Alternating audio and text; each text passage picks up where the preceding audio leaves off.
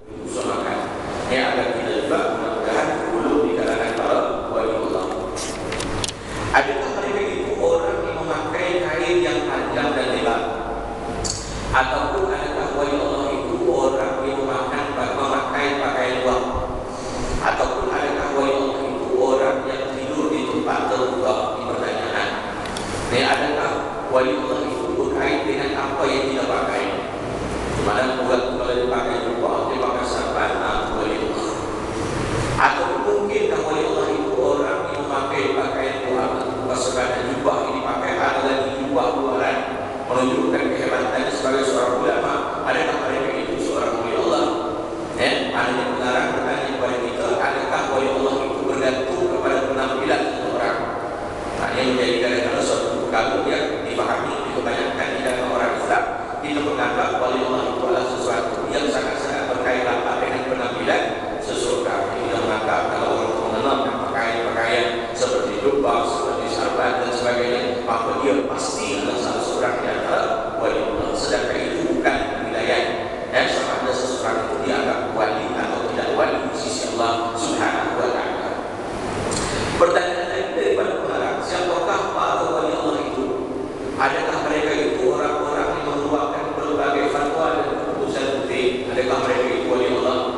Yang kerja menyampaikan, yang kerja berdakwah, yang kerja mengeluarkan fatwa dan apa saja berkait dengan hukum hakam agama. Artinya adakah setiap ulama itu adalah wali Allah? Pertanyaan. Adakah mereka itu orang-orang yang tangan dicium hingga diposisikan sebagai Tuhan yang Maha Agung? Adakah wali Allah itu yang hanya tertentu kepada orang-orang yang tangan dicium oleh orang kebanyakan? Adakah mereka itu adalah orang-orang yang tergolong di kalangan awliya Allah? Maka dia cuma memaafkan kepada kita tentang persepsi-persepsi kebanyakan di dalam kaum muslimin tentang wali Allah. Kita juga begitu mungkin. Kita ni waktu kecil isi kalau orang kata wali Allah yang itulah yang awal cium tangannya, yang pakai jubah, yang laku dia yang sarban besar, Masya Allah. Jadi kita meletakkan nilai wali atau tidak wali seseorang kepada penampilan. Ini suatu perkara yang salah. Sedangkan wali Allah itu berkait rapat dengan keikhlasan dan ketakwaan. Dia bukan berkait dengan penampilan. Pada mulanya cukup membetulkan persepsi salah yang dimiliki oleh kebanyakan di kalangan kaum muslimin yang meletakkan nilai wali Allah itu semata-mata bergantung kepada luaran dan penampilan yang kita bimbangkan. Sebab hari ini wujudkan berbagai-bagai gerakan ajaran sesat, berbagai-bagai penyelewengan agama dan akidah. Bila mana orang Islam yang mempunyai ilmu yang cetek yang telah menilai orang-orang yang hanya bergantung atau hanya dikagumi luaran dan penampilan sebagai orang-orang yang dianggap hebat di sisi Allah Subhanahu wa ta'ala. Suatu kesilapan yang akhirnya membawa kepada penyelewengan agama dan akidah ini dan dihapkan.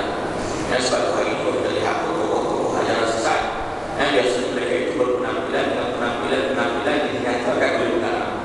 Sehingga manusia awam yang berada di sekitar mereka merasa terkeliru dan secara tidak langsung mereka beranggapan inilah orang-orang hebat yang diutus oleh Allah Subhanahu wa ta'ala sehingga membawa kepada penyelewengan akidah dan agama. Sebab itu mengarang menjelaskan kepada kita bahawa nilai kewalian seseorang itu bukan bergantung kepada luaran dan penampilannya, tetapi nilai kewalian seseorang itu sangat-sangat bergantung kepada 10 kriteria yang akan kita bincangkan insyaAllah sedikit sebanyak pada pagi ini dan pada hari-hari yang berikutnya. Jadi mari kita perlu membetulkan persepsi kita yang mungkin tersalah selama ini yang menganggap orang-orang yang orang hebat, penampilan hebat, perbuatannya sangat-sangat mengagumkan, dikerumuni oleh orang ramai untuk dicium tangannya sebagai seorang wali Allah, sedangkan mereka itu belum tentunya seorang kekasih Allah Subhanahu wa ta'ala. Satu perkara yang perlu diberikan perhatian.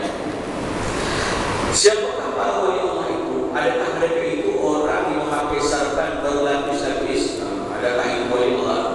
Jika penampilan yang seperti itu juga kita tadilah saya kata tadi peluang untuk melakukan kesilapan itu sangat-sangat jelas. Apabila ada di kalangan orang Islam yang menganggap wali itu berdasarkan sarban yang dipakai secara berlapis-lapis, walaupun kita tidak menolak bahawa memakai sarban itu merupakan satu sunnah daripada sunnah Nabi Sallallahu Alaihi Wasallam, dan tetapi penilaian sama ada wali atau tidak wali seseorang bukan bergantung pada sarban yang dipakai. Perlu ada dua. Adakah kita pakai sarban macam kita lihat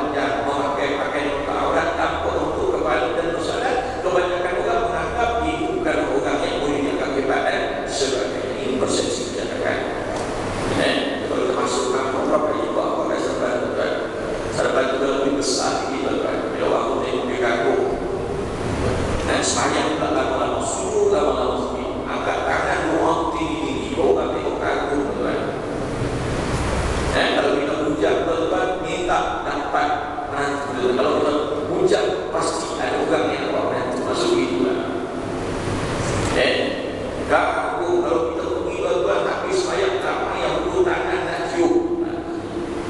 Itu salah ini dilihat. Kenapa ini dilakukan dalam persepsi yang salah terhadap maksud waliullah? Waktu hari ini kami orang minta sekali-sekali mengakui waliullah, tak sekali pun mengakui wali. Dan dilaku dalam masyarakat, saya membawa kepada penyelewengan akidah dan agama, wujudnya gerakan-gerakan ajaran sesat. Saya waktu hari ini gerakan ajaran sesat walaupun telah berkurangkan hari ini tak ada yang aktif di sekitar lebah kelam 8 gerakan ajaran sesat. Dan pada tahun lepas tidak ada lebih kurang 21, tapi alhamdulillah dengan majlis yang dia subuh orang Islam sudah belajar agama, dia sudah faham agama yang betul. Maka hari ini kumpulan-kumpulan gerakan ajaran sesat semakin berkurangan. Dan berakhir tahun 2012 hanya ada 8 gerakan ajaran sesat yang masih bergiat aktif di sekitar Magelang. Hanya 8 daripada 21 pada tahun 2011. Dan kebanyakan daripada 8 gerakan ajaran sesat ini, ya, ada gerakan-gerakan penyelewengan agama dan akidah. Bukan tertentu pada bidang perubatan, pengumuman, persilatan, tetapi 8 ini ada gerakan-gerakan agama yang menyeleweng. Dan